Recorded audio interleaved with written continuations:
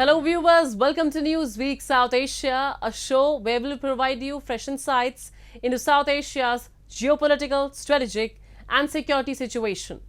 Let's begin the show with the headlines first. Twin terror attacks in Jammu and Kashmir, former village headman killed and tourist couple injured. Karachi faces mounting anger over prolonged electricity and gas load shedding.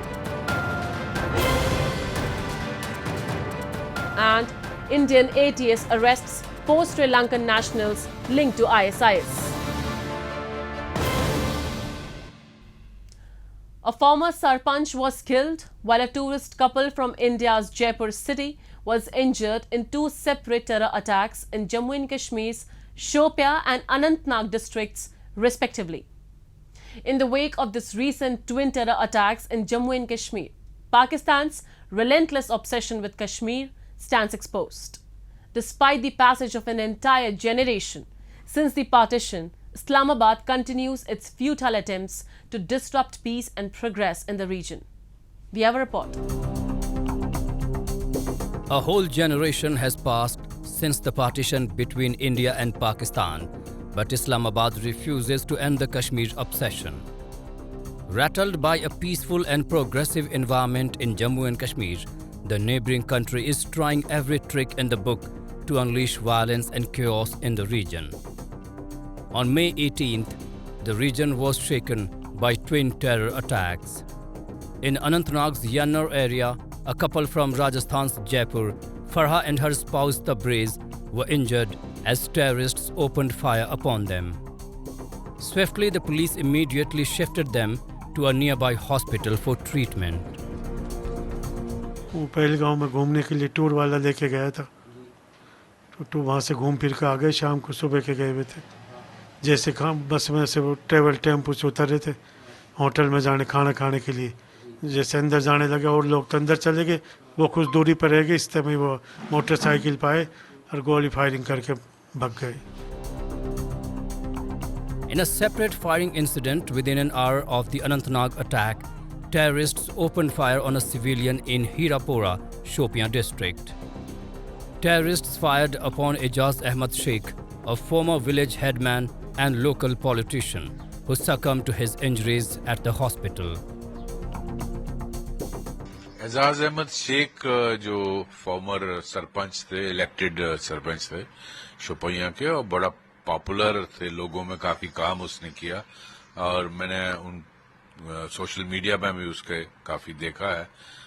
बहुत active आदमी थे तो उनको basically target मैं समझता हूँ इसलिए किया जा रहा है कि एक तो लोगों के काम कर रहे थे तो टेररिस्ट नहीं चाहते कि कोई भी चाहे वो कश्मीरी मुस्लिम हो या कश्मीरी हिंदू हो या सिख हो वो लोगों के मसलों को हल करे और उनको रिजॉल्व करने की कोशिश करे उनमें पॉपुलर हो जाए. तो मैं समझता हूँ ग्रास रूट डेमोक्रेसी को वो नहीं चाहते कि वो रूट्स पकड़े जम्मू कश्मीर में क्योंकि ये टेररिस्ट जो हैं ये पाकिस्तान की डीप स्टेट के इंस्ट्रक्शंस पे करते हैं और पहले भी ये इन्होंने टारगेट किया है जो पंचायत के मेंबर रहे हैं. Meanwhile, police cordoned off the whole area and launched a search operation to nab the attackers. The back-to-back attacks in Jammu and Kashmir come at a time when campaigning was underway for the parliamentary polls for Anantnag Rajouri seat. These attacks are not isolated incidents but bear significance amidst the electoral process. Such assaults on civilians and key figures like Sheikh reflect a desperate attempt by Pakistan to instill fear among the populace. This desperation is further compounded by recent claims of absolute normalcy in the valley post the abrogation of Article 370 as stated by India's PM Narendra Modi and Interior Minister Amit Shah. As Jammu and Kashmir experiences socio-economic growth in recent years, Pakistan seeks to radicalize local elements to disrupt this progress. इस तरह की killing करके किस तरह से डर का माहौल पैदा किया जाए ताकि इलेक्शन में कम वोटिंग हो परसेंटेज गिरे, लोगों में दहशत का माहौल हो, ये उसी को मद्देनजर रखते हुए ये किया जा रहा है। ये चाहते हैं किसी तरह इस तरह के इंसिडेंट करके इसको परसेंटेज को दोबारा गिराया जाए, ताकि दुनिया में दिखाया जाए कि यहाँ तो डेमोक्रेसी नाम की कोई चीज नहीं। There has been a spike in targeted killings, particularly against civilians, political workers and minority communities such as Kashmiri Pandits and non-local laborers. Beyond the immediate security concerns, the twin terror attacks underscore deeper challenges facing Jammu and Kashmir. Since the abrogation of Article 370 and Article 35A, security forces have intensified efforts to combat unlawful activities aimed at disrupting peace and unity in the Union territory. However, amidst rapid development and infrastructure projects, the region faces resistance from external forces aiming to destabilize it. Moving forward, Indian security forces remain vigilant in safeguarding the region's progress against such threats.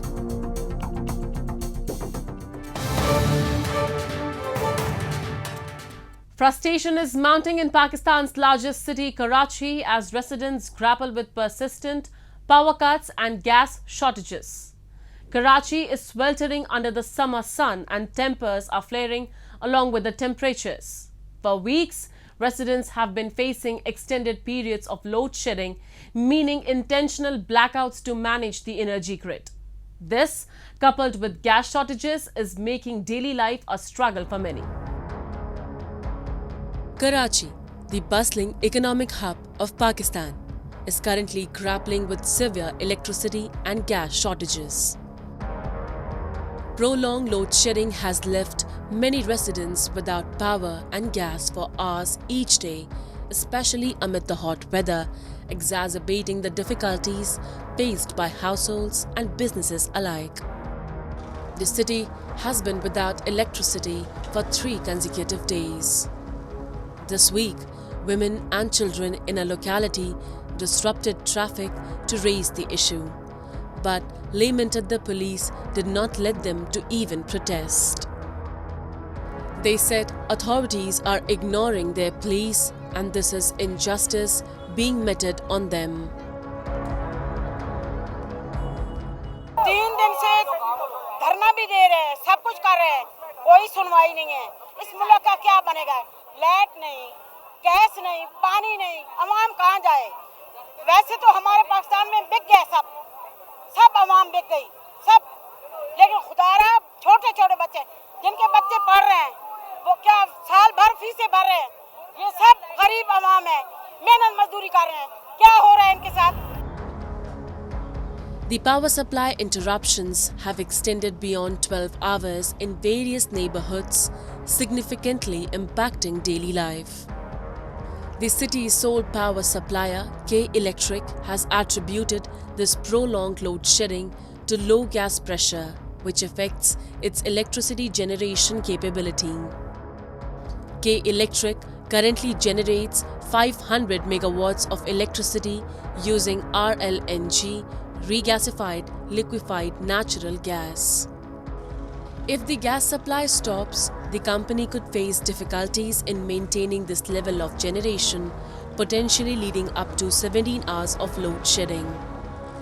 Despite the growing outcry, the Pakistani government has yet to provide a concrete plan to alleviate the shortages. The load shedding has not only disrupted the daily lives of the residents but also posed a serious threat to their health and well-being. यहाँ light नहीं है, यहाँ बच्चे जो है बीमार बच्चे जो हैं वो मरीज मर रहे हैं, बीमार हो रहे हैं, गर्मी बहुत ज्यादा है, पानी नहीं है, गैस नहीं है। अरे भाई जब वोट चाहिए थे तो सब आ गए, आज जब यहाँ मुश्किल वक्त में यहाँ के लोग खड़े हैं, कोई खड़ा होने को तैयार नहीं है। The residents' plight is further exacerbated by the fact that despite the frequent load shedding, they are forced to pay hefty bills. This has led to widespread discontent among the locals who are demanding immediate action from the authorities. As Karachi continues to endure the hardships of electricity and gas load shedding, the patience of its residents is wearing thin. The city's populace awaits effective measures from the Pakistani government and utility providers to restore normalcy and ensure a stable supply of essential services.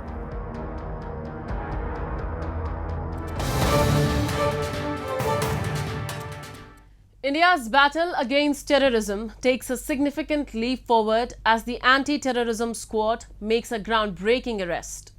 4 Sri Lankan nationals suspected to be linked with the Islamic State were apprehended in Ahmedabad.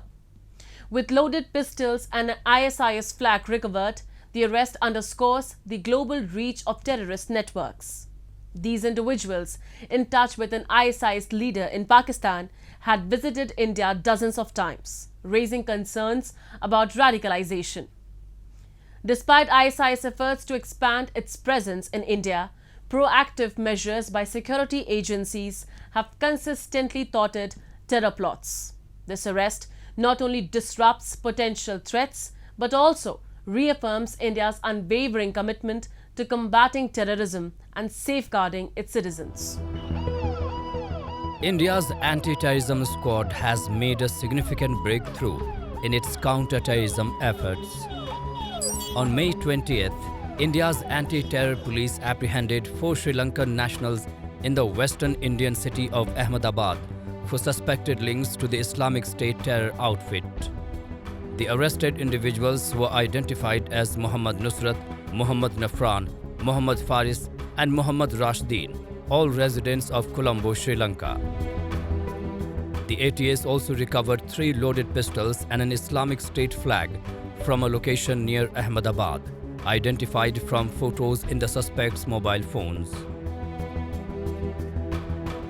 ये हमें 18 तारीख को एक information मिली थी कि ये जो 4 नाम है ये लोग श्रीलंका से अहमदाबाद आने वाले हैं, या इधर ट्रेन या फ्लाइट के रूट से आएंगे एंड ये यहाँ पे किसी टेरर एक्टिविटी को अंजाम देने वाले हैं। ये मूलतः इस्लामिक स्टेट जो एक बैंड टेररिस्ट ऑर्गेनाइजेशन है इससे जुड़े हुए हैं। तो इस इन्फॉर्मेशन पे हमने वर्कआउट किया। हमने श्रीलंका से आती हुई डायरेक्ट फ्लाइट्स, इनडायरेक्ट फ्लाइट्स, इसके साथ में साउथ की तरफ से आती हुई बहुत सारी ट्रेन्स और जितने भी रूट्स हैं उन सबको चेक किया, उनके मैनिफेस्ट चेक किए गए। तो जो हमारी इन्फॉर्मेशन है उस इन्फॉर्मेशन के नाम वाले चारों लोग का हमें एक फ़्लाइट के अंदर उनका बुकिंग डिटेल्स मिल गया और वो चारों जो टिकट्स है वो एक ही PNR पे बुक हुई थी, तो हमें लगा कि ये वही लोग हो सकते हैं। इसके बाद में उसको बैक ट्रैक किया गया तो वो सेम नाम के लोग उसी दिन सुबह यानी कि कल 19 तारीख को मॉर्निंग में कोलंबो से चेन्नई की फ़्लाइट में आ रहे हैं। चेन्नई में लगभग 3 घंटे के लेओवर के बाद में वो लोग अहमदाबाद लैंड होने वाले थे। तो हमने सारी प्रोसेस की टीम्स बनाई, अहमदाबाद एयरपोर्ट से उनको डिटेन किया। Police have registered a case under sections of the Unlawful Activities Act, the Indian Penal Code and the Arms Act against the 4 suspects. Vikas Sahai, the top police officer in Gujarat state, stated that the arrests were made late on May 19 at the city's airport following a tip-off. Sahai mentioned that the Gujarat police's anti-terrorism squad found an Islamic State flag in their possession. Analysis of 2 seized mobile phones showed various photographs and videos indicating that they were involved with the terrorist group. Since February 2024, these 4 individuals had been in touch with a person named Abu, who resides in Pakistan and is an ISIS leader. They were communicating with him online through various social media platforms.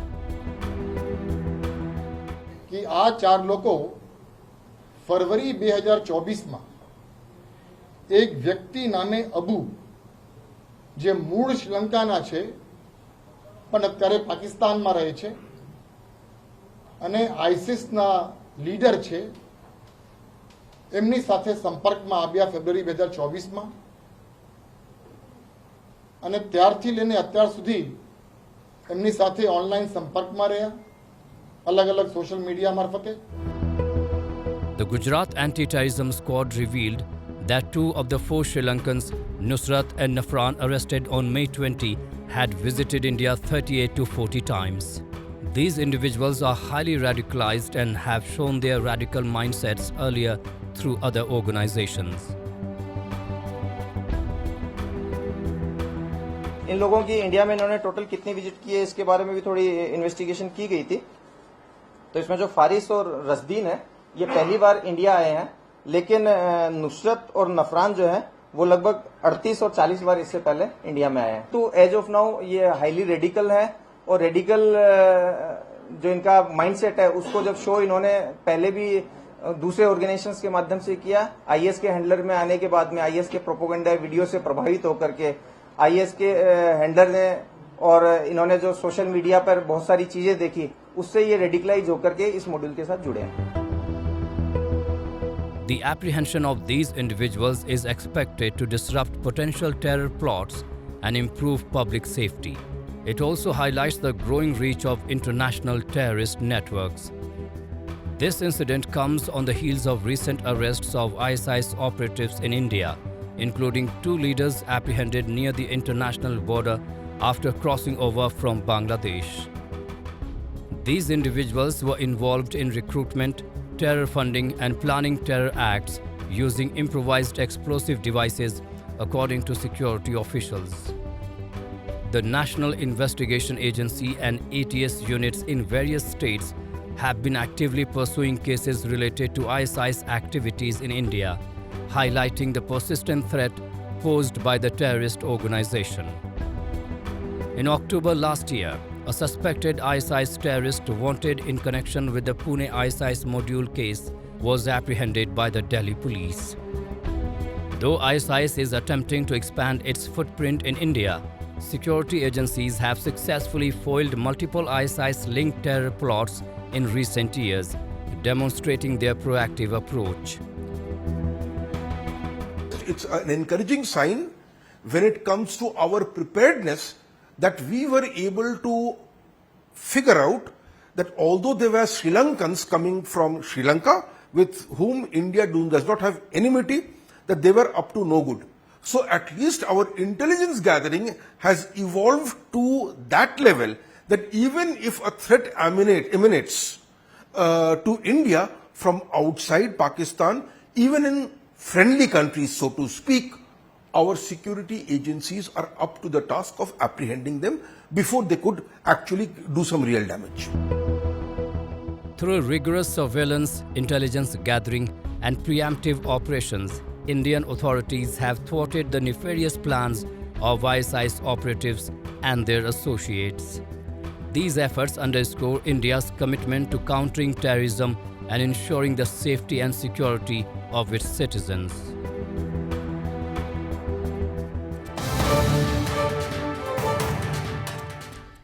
It's been nearly 3 years since the Taliban took over Kabul on August 15, 2021.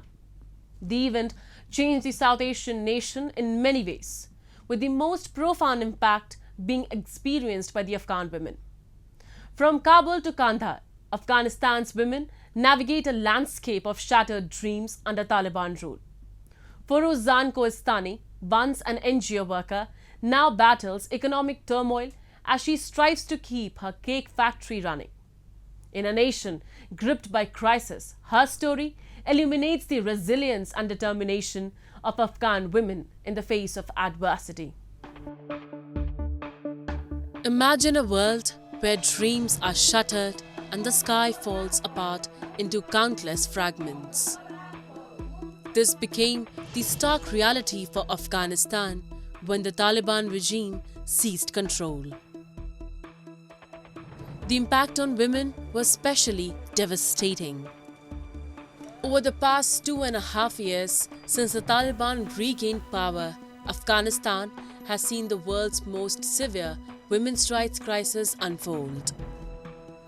This regime has methodically stripped women and girls of their fundamental rights, affecting their education, employment, freedom of speech and movement, and political participation, among many other freedoms.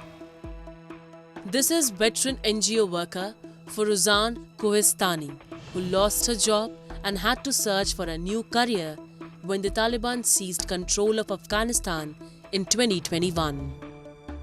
Determined to make a difference, she founded her own cake factory, aiming to provide a lifeline for Afghan women unable to work under the new regime's restrictions.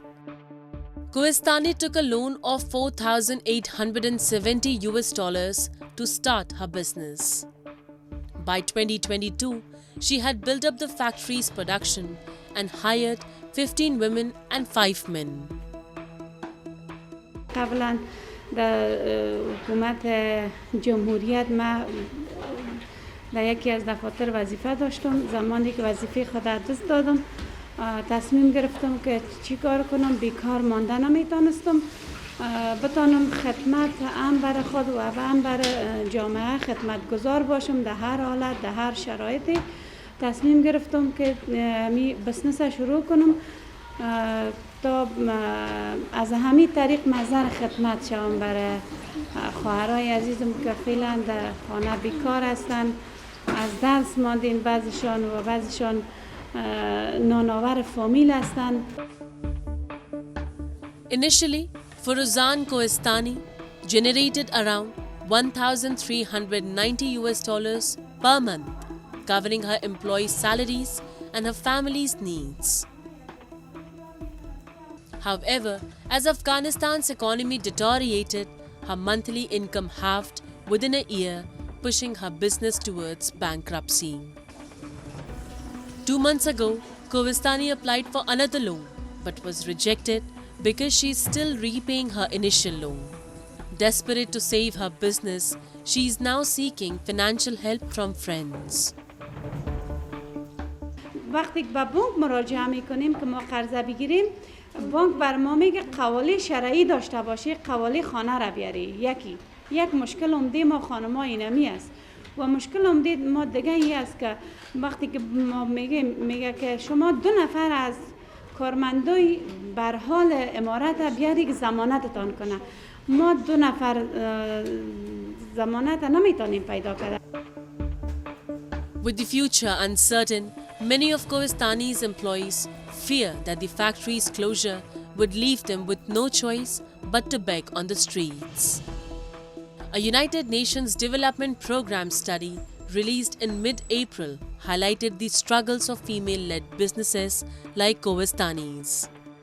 The report found that 41% of 3,100 Afghan female entrepreneurs surveyed had to take on debt, but only 5% secured credit through a bank or microfinance institution, relying instead on loans from family or friends.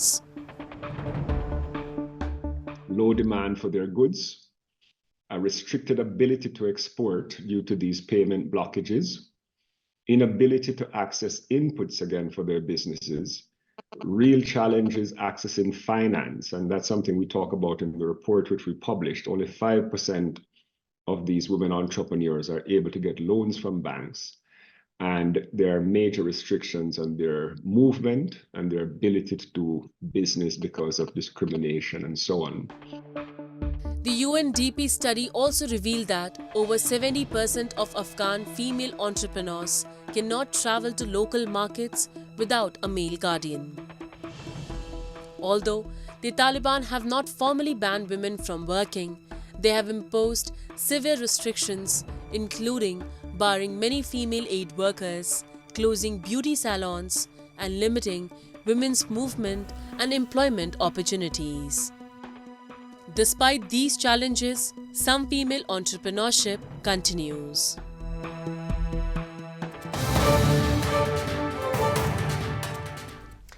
And with that, we come to the end of this edition of Newsweek South Asia. We'll be back next week with more news, views, and analysis from the subcontinent.